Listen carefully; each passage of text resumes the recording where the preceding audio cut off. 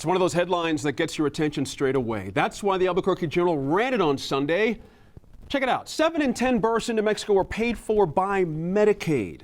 Now, Sophie, let me start with you. We want to spend some time looking a little further down the road at implications of this. It's one thing to have healthy children born. That's what Medicaid's for, helping mothers who don't have the financial means to get some good stuff. That's fine. Right. No one would argue that. Looking down the road, though, your sense of the ramifications of this amount of births as a percentage in New Mexico. Well, remember, though, that this number is not just a matter of, you can't look at it and necessarily say there's been an increase in the number of children born into poverty, although that may be the case. There can also be increases because of the expansion of Medicaid that's been going on over time.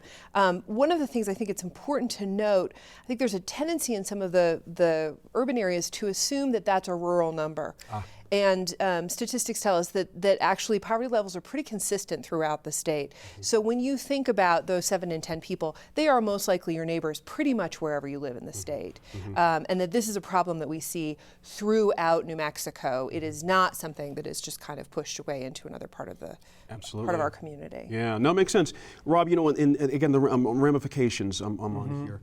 When you think about how kids get a start in life and what happens down the road, if the help is needed by Medicaid being born, obviously this help needed the day after, a month after, a year after, all that kind of a thing.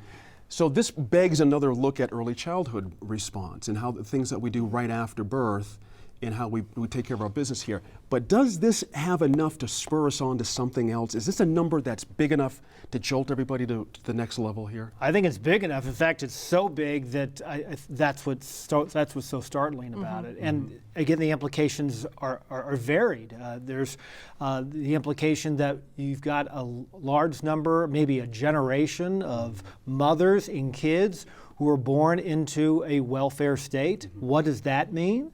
That doesn't imply that somehow that's bad, but it does imply what path are we going toward as a state. I believe the national average is 4 out of 10. Yes. 7 out of 10 in New Mexico. That has major implications and it certainly gives another reason why a Republican governor decided to expand Medicaid. Good point. I want to pick right up on that point, Dan, if you would. Is this the appropriate response? Obviously, the decision was made before the report came out, but is this the right way to go? It's not the right way to go. I'm opposed to the expansion of the Medicaid. I think, you know, for multiple reasons, we can talk about, you know, the feds promising to pay it for so many years and then they're done, and then what you're going to do. We talk about it not being an entitlement program, but Manny and Max took Gary Johnson to court, and the court said it is an entitlement program. So whoever we add, we're never going to get them off the rolls. I am going to say it's a bad thing. It's a welfare state. When 70% of your population is being born into a government assistance program, it is bad for the state. It is bad for New Mexico. That statistic is going to keep businesses from moving to this place. I think it's not only the early childhood stuff we need to be talking about. You look at the money we're spending on early childhood, the amount of money we're spending on pre-K, the amount of money that we're spending to help people with daycare, that money keeps going up and up and up. We're doing less and less and less to help people with school choice, to help people go to better high schools, to help people get into colleges. That money's going down, down, down on the backside. And so if you're being born into this situation and we're helping you at the beginning, but then we're cutting everything later that's going to help you get out of this cycle, I think we're destined to continue to this death spiral. And the state has to wake up. 70% of the people that the births in the state are being born in Medicaid, and I think that's an indictment on the system, the way the state's being run. And I hope the people of Santa Fe will take it serious.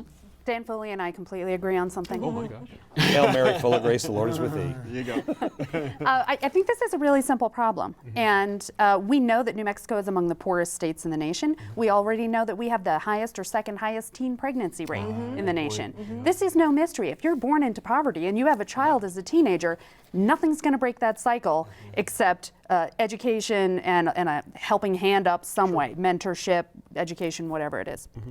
When I was a reporter, I did a whole show on teen pregnancy, and we brought in a bunch of teen moms and dads and asked them what they thought. Grown-ups are very squeamish about this subject. Kids are not at all. They were very clear in what they said. They said somebody needs to talk to kids really seriously and straight and with a lot of facts about sex and about birth control. And we need birth control. That's what they said. That's what's going to prevent teen pregnancy, kids tell us, teen parents tell us, and that's what's going to break the cycle of poverty. Because these are the two numbers that give us this problem, and we know exactly what to do to get Right. it. By the way, that would be Public Square. Yes, that it you was. just mentioned. It was a great episode It was of a Public great Square. You should go episode. back and watch it. It's on the web. I will do that. The other absolutely. implication, real quickly, Gene, is that I think it points to the fact that we need a more diverse economy. I mean, because clearly someone's going to have to pay these bills. Right. You know, then it's the taxpayers, whether it's the U.S. taxpayer or the New Mexico taxpayer, and our economy is too reliant on just a few segments. And when the feds say they're not paying their share, it'd be interesting to see if we add the numbers that they say we're going to, what that's going to do. I've been told it almost doubles the state budget. And where does that money come from? We're not a state that's producing a lot of revenue.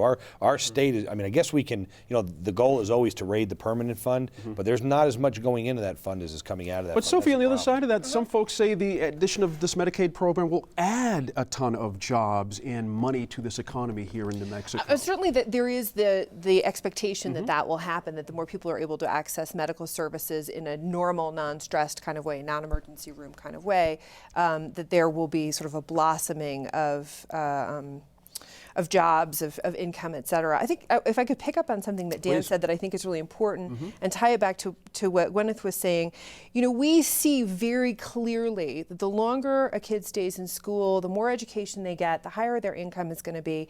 And staying in school, higher income, et cetera, are also tied to waiting to have kids. We see right now in Afghanistan, there's been an incredible drop in the birth rate per mom, and that is tied to, on the global scale, an increase in quality of life for those families, for those kids. Afghanistan is working on it. Right. We need to be working on it too. We can't just have that sort of thing happening. There's a in few other Far East countries. countries that are doing this as well, trying to Yes. decrease the birth rate. Decrease the birth rate, keep kids in school, keep young people in school, make sure that they get the education they need, and then their kids will come in with two things. The first is a family with a higher income, better able to take care of the kids. Second, the example of parents who stuck it out, who went to school, sometimes went back to school, that is powerful. Having parents who went to school is a huge predictor of whether you'll finish and go on to college. And as also well. having parents, plural. True. Yeah, no, that's, and you know, the other thing I'd tell you, Let me ask you a question before you get to that, Dan. A question just popped in my head a little bit ago.